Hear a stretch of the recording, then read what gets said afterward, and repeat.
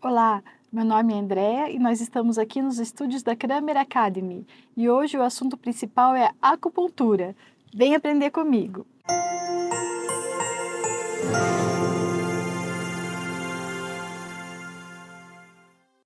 Essa aula eu tive a oportunidade de dar o ano passado no Congresso Brasileiro de Anestesiologia, no Rio de Janeiro. Foi um momento muito importante para mim e que me deixou bastante feliz. Então eu queria compartilhar com vocês a mesma aula que eu dei o ano passado. O tema da aula é acupuntura e autocuidado. Eu sou anestesiologista, também médica acupunturiatra e tenho área de atuação em dor. Sobre o que nós vamos falar? Eu dividi o tema de hoje em alguns tópicos para ficar mais didático de a gente entender. Vou falar um pouco sobre o conceito de acupuntura, os princípios e fundamentos da medicina tradicional chinesa, o estado atual das pesquisas científicas, os mecanismos de ação da acupuntura, não querendo de forma nenhuma esgotar esse assunto, as principais indicações, os exemplos de alguns pontos de acupuntura e também vou te contar um segredo meu, por que a acupuntura entrou na minha vida. Então, vamos conceituar a acupuntura sobre o ponto de vista das duas racionalidades, da medicina tradicional chinesa, aquela de mais de 3.000 anos atrás, e da biomedicina ou da medicina ocidental. Segundo a medicina tradicional chinesa, a acupuntura é a técnica de inserir agulhas no nosso corpo a fim de estimular vias que mobilizam ou fazem circular o qi ou a energia do nosso corpo. O que é o qi ou energia? Eu vou te contar depois.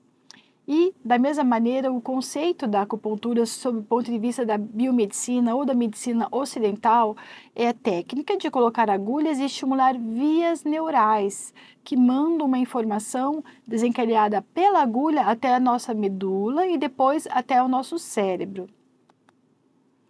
Portanto, vamos agora voltar para o conceito de acupuntura da medicina tradicional chinesa. Eu falei para vocês que, sob o ponto de vista dessa racionalidade, a função da acupuntura é mobilizar o qi ou a nossa energia. Nós sabemos, segundo a medicina tradicional chinesa, que o qi ou a nossa energia circula pelo nosso corpo através dos meridianos de acupuntura. Pois bem, isso faz parte de fundamentos da medicina tradicional chinesa, da mesma maneira o conceito de yin e yang e o conceito de relógio biológico. Qual que é o conceito do qi ou energia?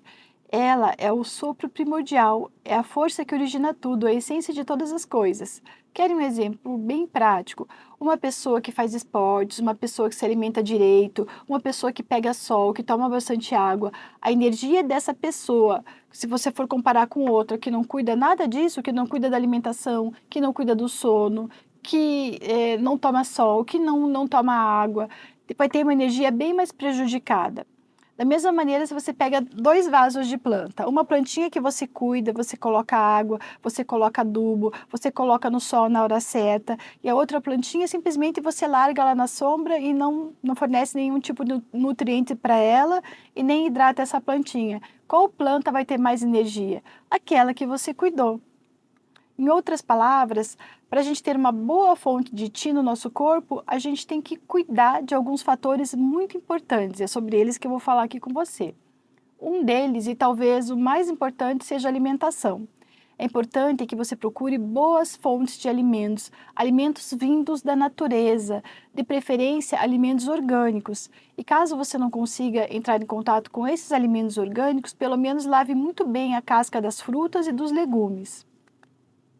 Outra fonte de Qi ou de energia de boa qualidade é o ar que nós respiramos. Então, procure, em alguns momentos, estar perto de fontes naturais, por exemplo, na natureza, na praia, nas cataratas do Iguaçu, no local onde você se sinta bem. A energia da natureza, ela é muito generosa, ela permuta com a gente. Então, se tem um dia que você não está se sentindo muito bem, procure fontes de boa energia. Por exemplo, a gente mora aqui em Foz do Iguaçu. Um local que é repleto de fonte energética é onde ficam as cataratas. Então, por que não você chegar lá e respirar direito aquele ar das cataratas? Respirar direito é respirar não somente a respiração torácica, mas também a respiração abdominal. Não sei se você já reparou, criança quando nasce, o nenenzinho, se você olhar a barriguinha dele de lado, ele sobe e desce a barriguinha. O neném nasce respirando certo, associando a respiração torácica junto com a abdominal. Depois o adulto vai crescendo, vai ficando ansioso e vai respirando só pela região torácica, pela região cervical. Esquece da respiração abdominal. Portanto, você precisa também, além de procurar uma boa fonte de ar para você respirar, aprender a respirar direito. Isso vai melhorar a sua energia, vai otimizar a oferta do Qi para o teu corpo, para a sua saúde. Outra fonte de Qi são os exercícios físicos. E aqui eu dou exemplo do Tai Chi Chuan ou do Qigong. O que fazem esses exercícios psicofísicos? Eles ajudam a circular a nossa energia, fortalecer o corpo e acalmar a nossa mente. Mas aqui eu te dou uma dica. Se você é uma pessoa sedentária, comece fazendo alguma coisa que você gosta, que você sinta prazer em fazer. Pode ser uma caminhada, pode ser uma natação, pode ser uma academia, desde que você faça algum tipo de exercício físico, pelo menos 3 vezes por semana. E sobre o Qi, ainda falando sobre ele, quando eu fui dar essa aula, me surgiu uma questão que eu nunca tinha pensado antes. Qual será a nossa principal fonte do Qi? É o alimento? É a respiração? O que será que é a principal fonte da nossa energia? E daí, para falar sobre isso, eu vou contar um pouquinho da minha história dentro da medicina chinesa. Primeiramente, quando eu terminei a residência da anestesiologia, eu vim morar em Foz do Iguaçu. E decidi voltar a Curitiba uma vez por mês para fazer uma pós-graduação em acupuntura. E fiz essa pós-graduação durante 2 anos e meio. Depois, fiz a prova de título de acupuntura, obtive o título de especialista em acupuntura, mas ainda estava faltando alguma coisa para mim. Eu tive a bênção de conhecer, né, assim, há mais ou menos uns 15 anos atrás, um professor de acupuntura chamado Dr. Lin Pinchuan. O Dr. Lin Pinchuan, ele aprendeu acupuntura aos 6 anos de idade, lá em Taiwan, com o seu tio. E ele aprendeu uma acupuntura que foi passada de geração em geração, e era a mesma acupuntura que era praticada para tratar o imperador. Então, uma acupuntura bem tradicional.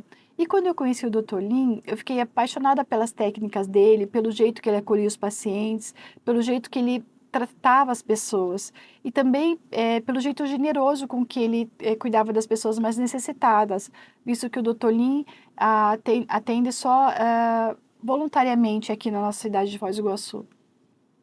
Então eu perguntei para ele, né, Dr. Lin, qual que seria a nossa principal fonte de Qi? E o Dr. Lin me respondeu, a principal fonte do Qi é a nossa fé. E aqui, caso você se sinta desconfortável com a palavra fé, não tem problema. Você pode colocar a palavra espiritualidade nessa frase. Porque o que é espiritualidade? É você acreditar em algo maior do que você mesmo. Outro conceito filosófico da medicina tradicional chinesa é o conceito do Yin e do Yang. Acredito que aqui a maioria das pessoas já ouviu falar. Mas afinal de contas, o que é esse Yin e Yang? É muito fácil de compreender. São os opostos complementares. Por exemplo, pense no Sol e na Lua, no dia e na noite, no calor e no frio, na luz e na sombra. Pense, por exemplo, em você, tem a sua vida, o seu trabalho, as suas atribuições, as suas obrigações, os seus estudos, mas você também tem que equilibrar com momentos de pausa, com momentos de descanso, com momentos ao lado da sua família, inclusive momentos sem fazer nada, o famoso ócio produtivo, o ócio onde surge a criatividade de fazer as coisas. Portanto, é desse equilíbrio que a gente está falando também. Outro fundamento da medicina tradicional chinesa é o relógio biológico. Do que se trata esse fundamento? Nós sabemos que a nossa energia circula pelo nosso corpo num ciclo de 24 horas. E segundo a medicina tradicional chinesa, a cada 2 horas essa energia se localiza mais num órgão e víscera. Olhem que interessante. Das 7 às 11 horas da manhã, a energia circula mais pelos meridianos do estômago e do baço pâncreas, que estão relacionados com a alimentação e com a digestão. Portanto, fazendo um link aqui com o tal do jejum intermitente, é interessante fazer jejum intermitente? Sim, pode ser uma estratégia muito interessante. No entanto, a melhor hora para fazer jejum intermitente, segundo a medicina tradicional chinesa, não é pela manhã. Pela manhã, pelo contrário, é o horário onde você deveria se alimentar da maneira mais adequada possível, da melhor maneira possível, com a maior quantidade de alimentos de boa qualidade. E assim que vai entardecendo, anoitecendo, a gente deveria ir diminuindo os alimentos que a gente ingere e quanto mais cedo a gente parar de se alimentar, do tipo jantar às 6, 7 horas da noite, melhor, mais saudável para a gente, de acordo com esse relógio biológico. Por quê? Porque depois desse horário, depois das 19 horas, a energia vai circular em órgãos que precisam fazer outras funções além da digestão, como por exemplo a detoxificação, que é o horário do fígado e da vesícula biliar. Portanto, tem gente que deixa para se alimentar muito tarde da noite, tipo 10, 11 horas, na hora que chega do trabalho, na hora que chega da faculdade, na hora que chega da aula. Corre e já vai abrir a geladeira e esquenta um prato de comida. Não é uma boa ideia você jantar 11 horas da noite. 11 horas da noite, você chega, você no máximo toma um chá quentinho sem açúcar, no máximo você come uma maçã, uma fruta, toma um copo de água, mas por favor, deixe para jantar antes das 19 horas, antes de você ir para o teu trabalho, ou leve uma marmita junto, tá ok? Agora, vejam só que interessante. A gente acaba achando que os conceitos da medicina tradicional chinesa não têm correlação com a medicina ocidental, mas é ledo engano. Vejam só esse trabalho da revista Lancet mostrando a seguinte questão, que o ciclo circadiano, a interrupção desse ciclo, ela pode resultar em problemas psicológicos e de saúde mental, comprometendo o bem-estar e podendo levar a distúrbios depressivos maiores, distúrbios ansiosos. Portanto, aquilo que os chineses falam de ciclo circadiano, ou melhor, aquilo que os chineses falam do relógio biológico tem correlação na medicina ocidental quando nós estudamos o ciclo circadiano. Eles falam as mesmas coisas, só que de maneira diferente. Em resumo, termine de jantar mais cedo e depois das 19 horas evite refeições copiosas. Agora vamos falar um pouquinho sobre o estado atual das pesquisas científicas. Eu trouxe essa imagem da PubMed e o que ela nos mostra? Que de 1949 até 2022, as pesquisas sobre o assunto mecanismos de ação da acupuntura, mecanismos neurofisiológicos, só têm crescido cada vez mais. Portanto, há um crescente interesse da comunidade científica em tentar entender esses mecanismos neurofisiológicos da acupuntura, bem como as suas principais indicações. Como eu falei para vocês, a neurociência ela não briga com os conceitos filosóficos da medicina tradicional chinesa. Não, elas andam de mãos dadas para ajudar a esclarecer esses assuntos, essas questões que nos trazem mais qualidade de vida. E quais os mecanismos de ação da acupuntura? Esse é um assunto que eu não vou esgotar aqui, tá? Até posso indicar para vocês excelentes cursos, como por exemplo do professor Rafael Vercelino, que ele fica 2 dias inteirinhos só explicando todos esses mecanismos neurofisiológicos da acupuntura. Aqui eu vou fazer um breve resumo para vocês. E já digo aqui de antemão que esses mecanismos não ocorrem isoladamente. Eles ocorrem todos juntos. A gente só divide para a gente ter mais uma ideia de maneira mais didática de como esses mecanismos acontecem.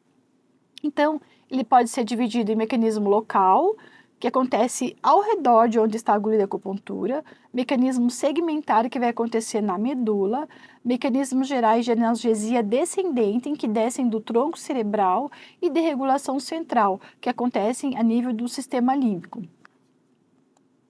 Então, como eu falei para vocês, o mecanismo local acontece ao redor da agulha, né? A partir do momento que você coloca a agulha num ponto, acontece uma vasodilatação ao redor dessa agulha e também acontece a chegada de várias células que liberam vários neurotransmissores, várias substâncias, inclusive opioides endógenos.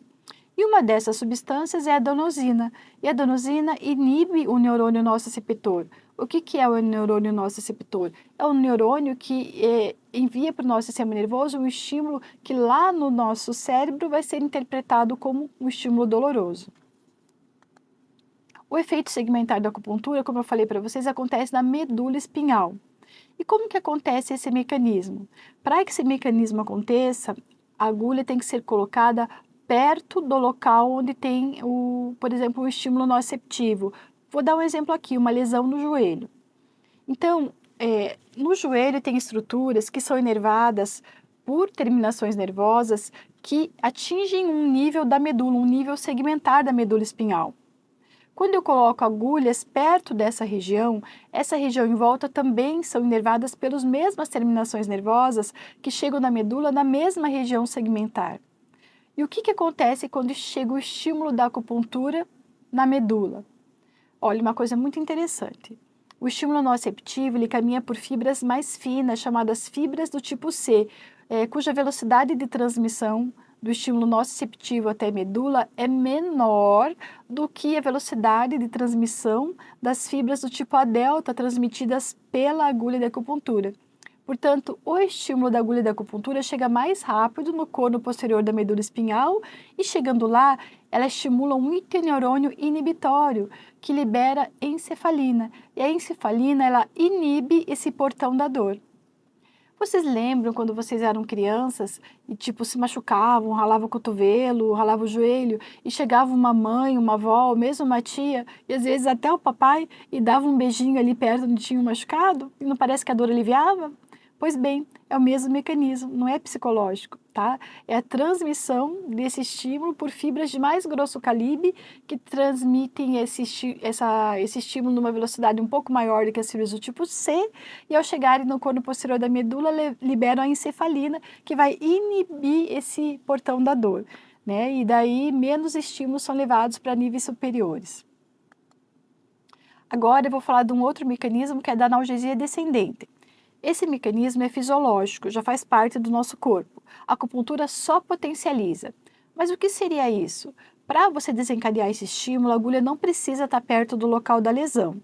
Toda vez que a gente estimula uma agulha de acupuntura, há uma estimulação de uma via que se encontra no tronco cerebral e que emite terminações para os vários segmentos da medula, que a gente chama de via inibitória descendente. E essa via inibitória descendente, ela libera 3 principais neurotransmissores nos vários segmentos da medula. E eu vou falar para vocês quais são eles. A noradrenalina, a serotonina e os peptídeos opioides endógenos. E eles trabalham juntos para quê? Para inibir o glutamato, que estimula a dor, para atuar sobre os receptores da serotonina, que inibe a dor e que também inibe o glutamato, para aumentar a expressão do GABA, que também inibe a dor, e para diminuir a liberação da substância P. E tudo isso junto diminui as interleucinas inflamatórias, do tipo 1-beta, interleucina do tipo 6, do tipo TNF-alfa. Então, tudo isso colabora para diminuir dor e inflamação, tá?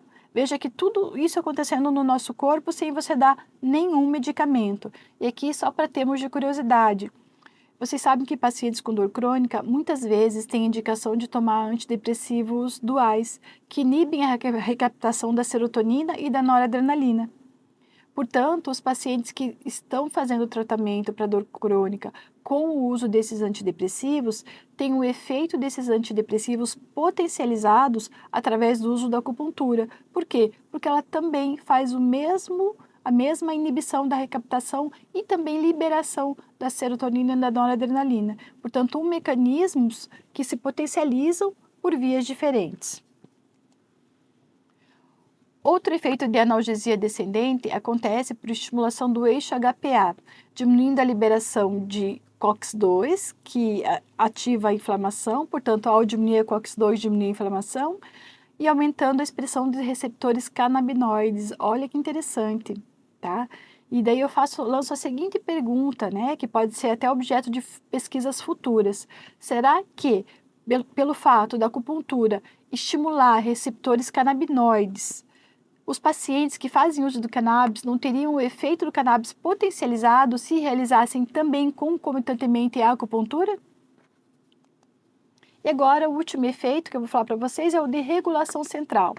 Atualmente, esse é o efeito mais estudado pela comunidade científica.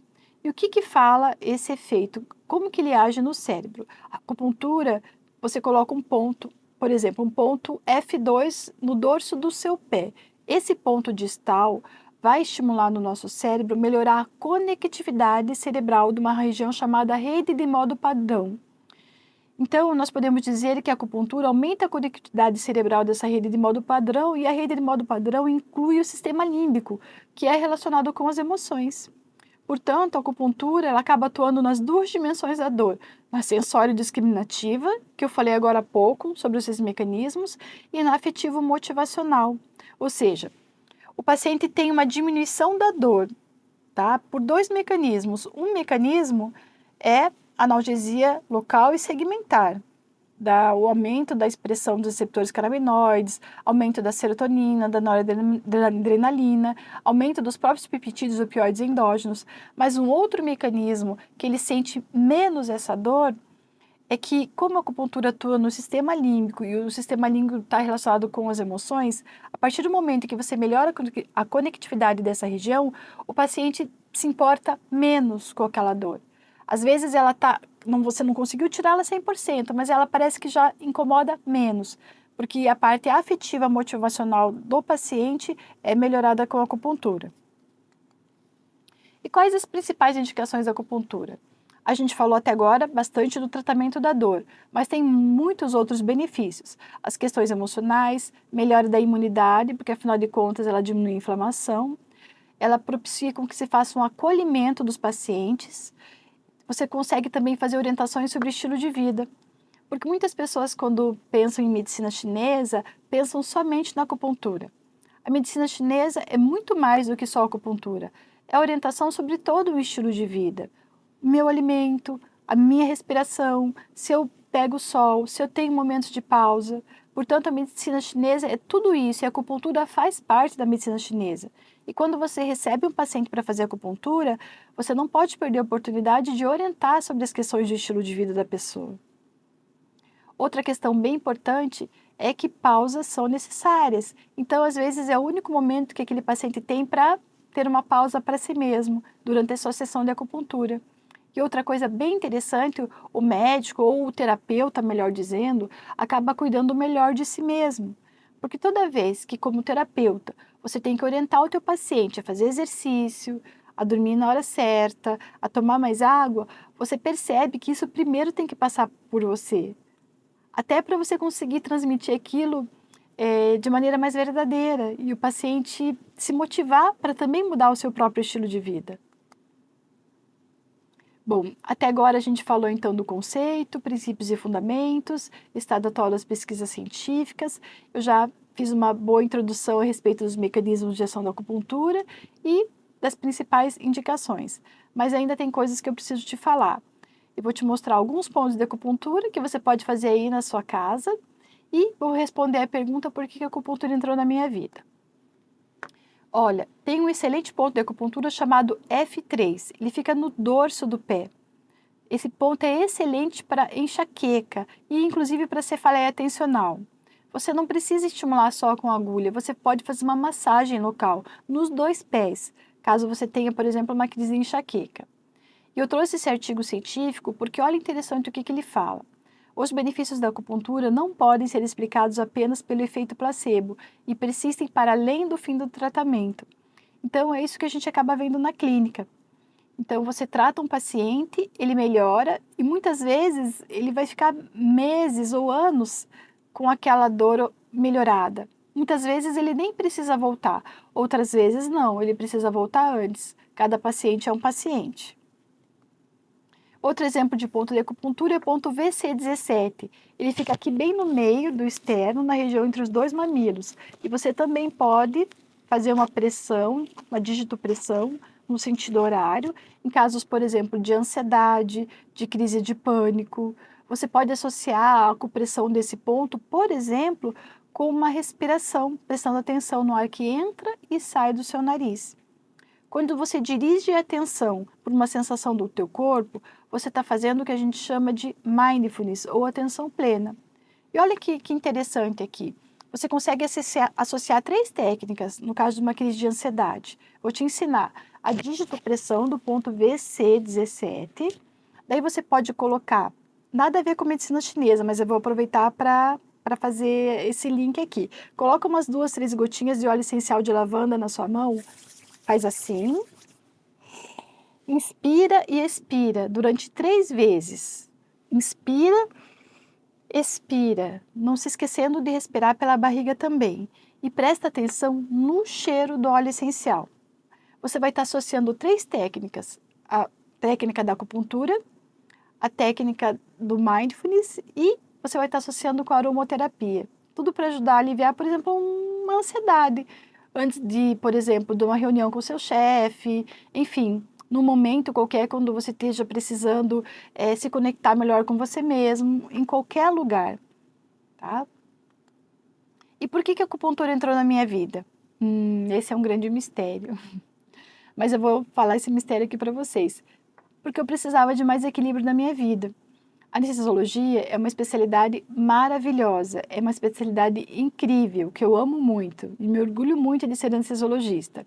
Mas a gente sabe que a gente está lidando todo dia com questões muito complexas. A responsabilidade sobre o anestesiologista é muito grande, como se fosse um piloto de avião. E a acupuntura entra na minha vida como uma maneira de eu exercer a medicina, mas de uma outra forma. Enquanto na anestesiologia eu tenho que ficar quietinha, prestando 100% da minha atenção naquele ato anestésico cirúrgico, durante uma sessão de acupuntura eu posso conversar com o paciente, a gente pode brincar, rir juntos, nós podemos discutir questões do estilo de vida da pessoa, eu posso inclusive rever questões minhas próprias, do que eu preciso melhorar no meu estilo de vida. Então, assim, essa troca, essa parceria dentro de um consultório de um acupunturiatra foi a maneira que eu encontrei, e é que cada um tem que encontrar a sua, de ter um pouco mais de equilíbrio na minha vida profissional como médica. E para mim foi uma ótima escolha, porque hoje eu consigo trabalhar como anestesiologista de uma maneira muito mais leve, desde que eu comecei também a trabalhar como médica acupunturiatra. E aqui, para encerrar, né, esse encontro de hoje aqui com vocês, eu gostaria de compartilhar um poema que eu fiz chamado Plano B na Medicina. Poderia muito bem a gente chamar de plano B na odontologia, plano B na engenharia, plano B em tudo nessa vida, tá? Então eu vou ler para vocês. Preciso de novos ares, longe de estar fugindo, ando procurando. Nada mudou o amor pelo que faço, o momento pede novos caminhos. Brevidade de uma vida, nada é como antes, ainda é muito o que viver. Movendo as certezas, encontro a mim mesma. Diante de um desejo incerto às vezes, porém vivo, contemplo o que conquistei e imensamente agradeço. Na finitude do tempo, porém, amor e esperança me guiam. Obrigada por terem ficado até aqui. Se você gostou desse vídeo, curta, compartilhe, comente e se inscreva no nosso canal.